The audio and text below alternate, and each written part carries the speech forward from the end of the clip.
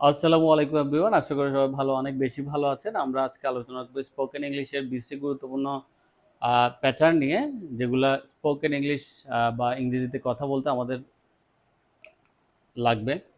তো আমরা কথা না বাড়িয়ে আমাদের আলোচনায় চলে যাব। 20 বেসিক স্পোকেন ইংলিশ প্যাটার্ন, আমাদের প্রথম প্রথম পার্টে 10টা আছে, এগুলো আলোচনা করব। আমি শিখি, আই লার্ন। আমি শিখবো, আই উইল লার্ন। আমি শিখছি, আই অ্যাম লার্নিং। আমি শিখতে পারি, আই ক্যান লার্ন। আমি শিখতে পারতাম, I could learn.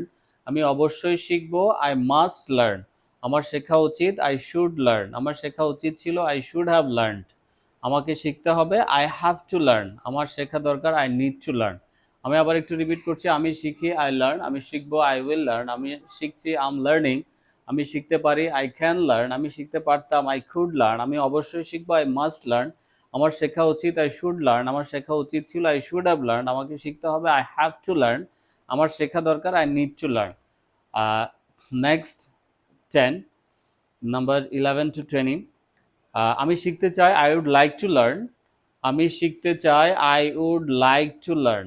I would like to learn. আমি শিখতে পারবো, I will be able to learn. আমাকে শিখতে হয়, আই অ্যাম টু লার্ন। আমাকে শিখতে হয়েছিল, আই হ্যাড টু লার্ন।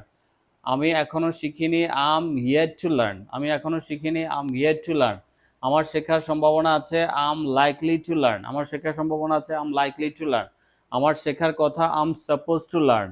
যাওয়ার কথা, খাওয়ার কথা, এরকম অর্থে আমরা সাপোজ টু ব্যবহার করবো। আমার শেখার কথা, আম সাপোজ টু লার্ন। আমার শেখার কথা ছিল, I was suppose to learn. তখন এটা আমটা ওয়াজ হয়ে যাবে। আমি শিখে মজা পাচ্ছি, আই এনজয় লার্নিং।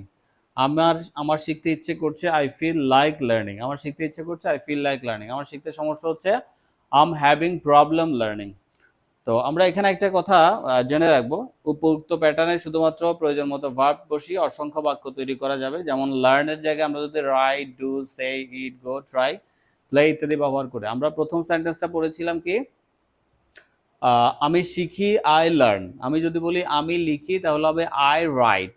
আমি লিখব, আই উইল রাইট। আমি লিখছি, আম রাইটিং। আমি লিখতে পারি, আই ক্যান রাইট। আমি লিখতে পারতাম, আই কুড রাইট। আমরা শুধুমাত্র ওই যে লার্নের জায়গায় শুধুমাত্র ভার্বটা চেঞ্জ করে দিব। এরকম অসংখ্য বাক্য আমরা তৈরি করতে পারবো। রাইটের জায়গায় যদি আমরা এখানে লার্নের জায়গায় যদি আমরা রাইট বসিয়ে, লার্নের জায়গায় ডু বসিয়ে বাক্য ব্যবহার করি এবং 20টা করে আমরা, তাহলে 20, 40, 60, 80, 100, 120, অসংখ্য 140টা আমরা বাক্য এখান থেকে তৈরি করতে পারবো।